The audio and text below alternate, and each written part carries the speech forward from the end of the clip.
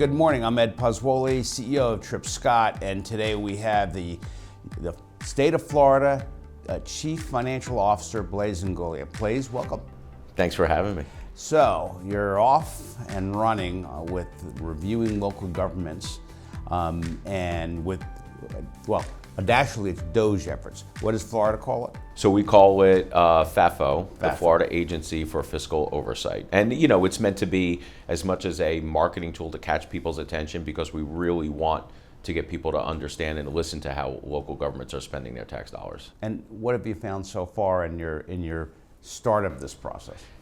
Unfortunately, nothing good. Our assertion that local governments are taking property tax money and squandering it is now being backed up by the numbers.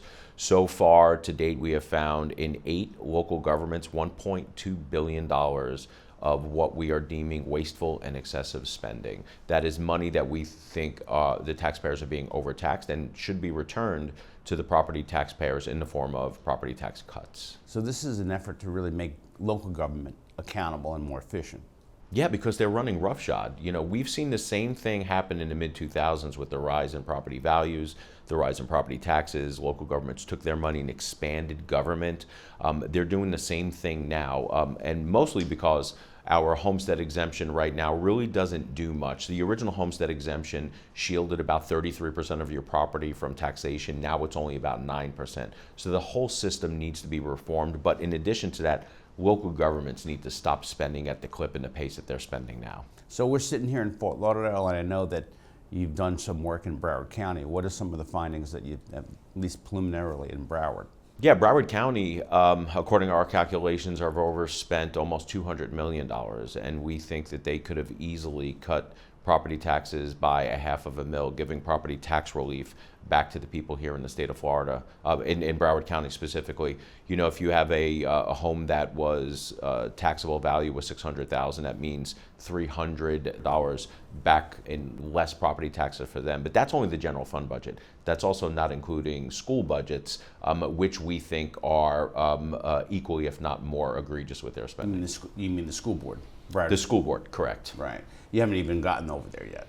No, we haven't gotten there, but you know, we are going to start looking at school board budgets across the state soon. The review you did of Broward, describe to everybody what review you undertook, your office undertook with Broward County. Yeah, sure. What we did was we tried to calculate just how much local government has grown in terms of its budget and in terms of how many people they have hired over the years. So what we did was a calculation where we went back to the 2019-2020 fiscal year budget. That was the last budget that local governments were somewhat sane pre-COVID, pre the explosion of COVID.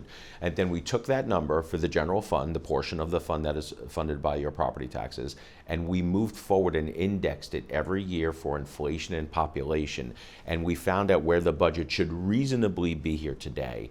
And just like every other government, Broward County was all the way over here. So the local government was fastly outpacing inflation and population growth, which means they just took all that money, they spent it, they squandered it, they expanded government. So I want everybody listening to this to understand that you found, how much was it in wasteful spending? Almost $200 million. $200 million, but your base year, you assumed that in 2019, they were spending everything wisely. And they weren't. We know that. Local governments do not spend money wisely. So if you go back to that and actually stripped out line by line all the things that government shouldn't be spending on or shouldn't be expanding, you would start with a lower base budget. But for the purposes of our calculation, that was the budget that we used. But to your point, yeah, we started off with an inflated budget as it was. So the real number is probably closer to $230, $240 million in Broward County. So the $200 million, I want to make sure I understand this. The $200 million in what you suggested is excess and misused spending, and that really is off of a base budget of 2019 go forward. That's right. So if they were mishandling the money or misspending the money in the 2019 or prior budget that's rolled into now the new budgets, that wasn't examined. No, that wasn't examined because that would be a much longer exercise that would take weeks and months to do. And what's been the response from the county as an example? Very defensive. They're trying to say our numbers are incorrect. Our numbers are not incorrect. We've doubled and triple checked our numbers. We actually have a team of CPAs and auditors that are looking at the budgets, looking at the numbers, checking population, checking inflation numbers. So it is a process that we use, not just here in Broward County, but for every single calculation. I'm going to let you in on something that nobody knows right now. There are actually a couple of cities that are run by Democrat mayors. So I know everyone thinks that this is a partisan issue. It's not, because we've done these in red counties where our calculations are actually showing that some of these cities are actually somewhat fiscal responsible. So the same metric, the same calculations, the same algorithm that we are using that is yielding excessive spending in Broward County is also yielding some fiscal responsibility in other blue cities. So what is Broward County's excuse? They can't say our numbers are off because our numbers are showing that each county is spending differently. The bottom line is that they don't want anyone shining a light on their excessive wasteful spending, because they know if the voters find out, the voters are going to do one of two things. They're either going to vote them out of office, or the second thing is that they're going to vote for property tax relief themselves as a constitutional amendment on the 2026 ballot. Well, maybe the legislature will get to that a little bit this year. We'll see what happens. But other than Broward, I don't want to pick on Broward County, but they're one example. Are there other examples around the state that your team, I want to make sure that everybody understands your office is also focused not just on Broward, but other places. Yeah, so Hillsborough County, 276 million, City of Jacksonville, 199 million. We were just in... Just for purposes of Jacksonville, it's a unified, you're talking about the unified government, Duval County entirely, right? Correct. Okay. Seminole County was 48 million in excessive spending. I want to say off the top of my head, Manatee was $111 million, which is, we believe is one, and that is a deep red county, all run by Republicans. 111 million in excessive wasteful spending. Don't quote me, because all the numbers are bleeding into each other at this point. But Manatee County was by far the worst offender in terms of percentage overspending, inflation, and population. So this isn't a Democrat, it's not a Republican issue, it's a taxpayer issue.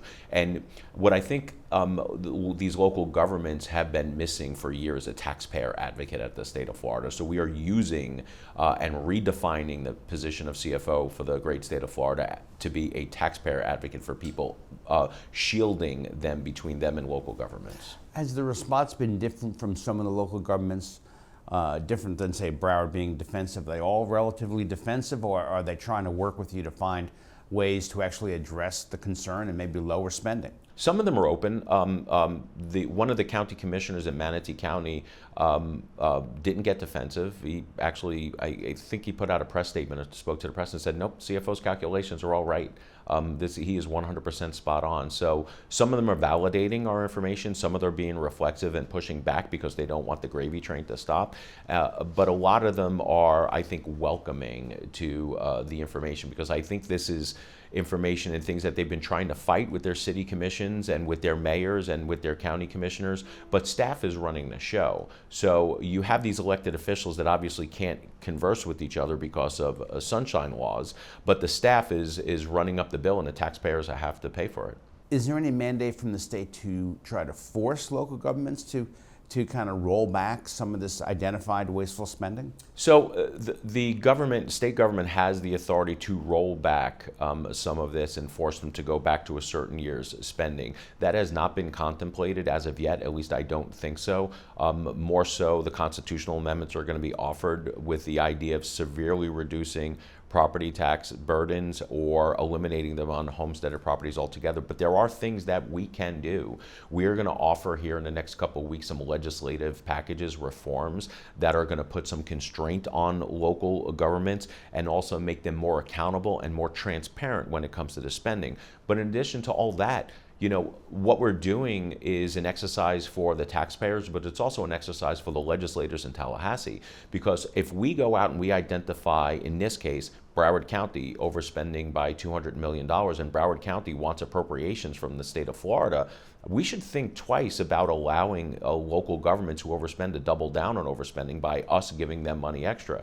There should be some sort of at least internal thought process, internal mandate from the legislators that say that, no, we're not going to give you any money until you clean up your mess there locally, which will then be an inducement for them to become more fiscally responsible. Are you suggesting that maybe legislation would come with the additional monies coming from Tallahassee to support whatever the local government wants, would have a condition on it for them to clean up their fiscal house? I don't think it would be a condition. I think it would be just not funded. Just you know, not if funded.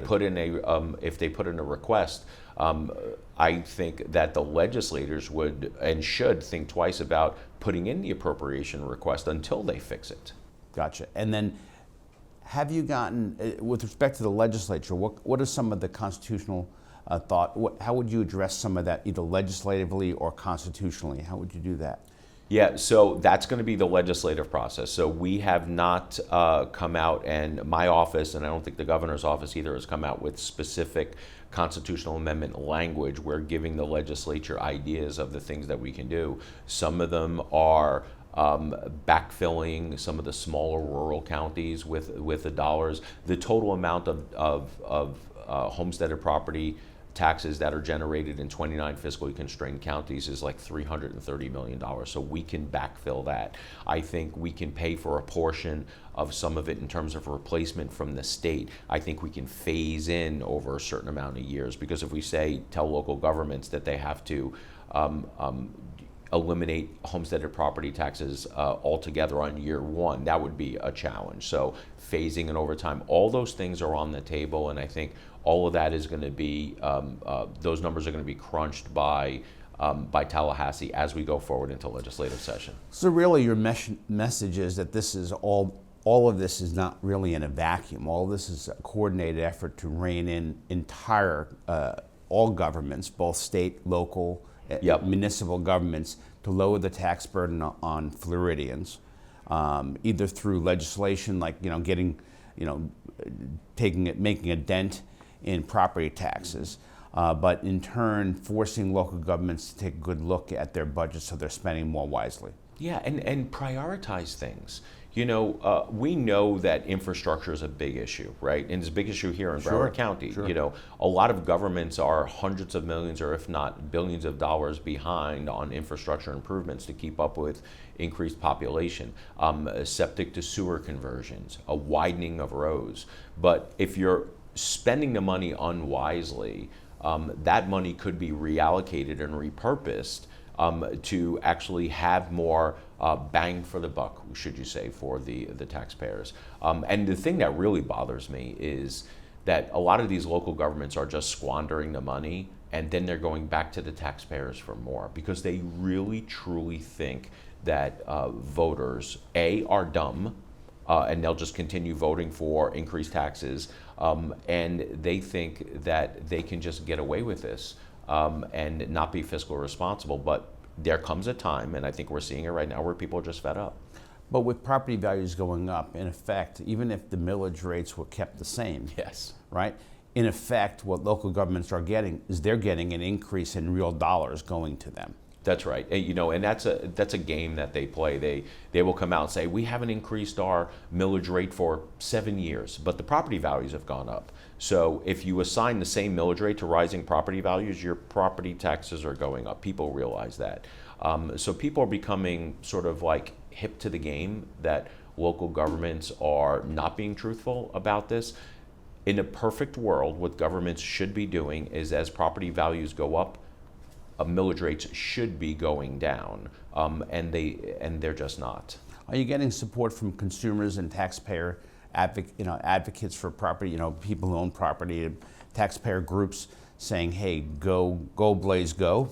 You know, it's funny, when we started this exercise, I've been in office now for a little over 100 days. We have hit the ground running. I know it feels like 10 years. Yeah. Because we've accomplished a lot. When I started this exercise, I started noticing when I was out in public, not even in my hometown, like the grocery store clerk checking out would hand me the receipt and thank me for the hard work. I was at a NASCAR race about a month and a half ago. Random people were coming up asking, to the point now where I went to a dinner with the governor the other day when the governor was speaking, brought up my name, and the place applauded and cheers. So I think people are starting to just be thankful that at least somebody is watching out for them when it comes to the property taxes. So, and that makes me feel good. We know we're on the right path. So real quick, just so everybody else understands, the role of CFO is not just what you're doing now Yeah. on the watchdog of local governments, but what other things does your office control so everybody understands the scope? Yeah, so one of the big things that we do is I'm also the chief fire marshal for the state. So that is a big responsibility. I'm a big proponent of making sure that we give not only our fire, but our police, our law enforcement officers, the resources that they need in order to keep our community safe. Because the first role of government, people forget this, especially government, is to keep its people safe. And the way you do that is by funding fire and police first, and then all of the other stuff that you want to do later. But local governments always talk about, long wait times if you're calling 911. The absolute scare tactics. In fact, that aggravates me because it's a political game that they're playing and using our law enforcement, our fire as political pawns in this game of political chess, if you will. But we also do unclaimed property. If stuff gets escheated back to the state, you may want to go on there. If anyone wants to go on to the website, FloridaTreasureHunt.gov, you can go and see if there's any money there that has been at the state that you can claim. So that's a big part of it. We're also involved with funeral home regulation, the regulation of insurance agents.